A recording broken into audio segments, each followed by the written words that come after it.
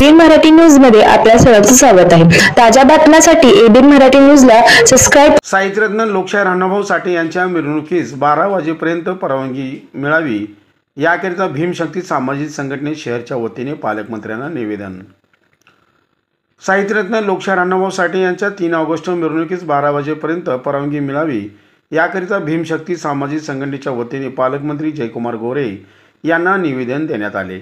साहित्यरत्न लोकशाहीर अण्णाभाऊ साठे यांच्या मिरवणुकीस 10 वाजेपर्यंत परवानगी असते।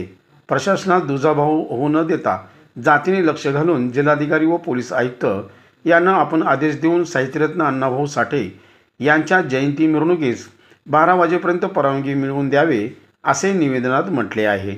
यावेळी भीमशक्ती सामाजिक संघटनेचे शहर कार्याध्यक्ष मनोज लोंढे, भैरूआबा लोंढे, अमोल रणशिंगारे, प्रकाश रणदिवे, निखिल पवार, अभिजित डोलारे, रितेश बनसोडे, गणेश वाघमारे, पृथ्वीराज लोंढे, कुणाल बनसोडे, महेश कांबळे, विकी लोंढे, लखन अवघडे आदी कार्यकर्ते उपस्थित होते।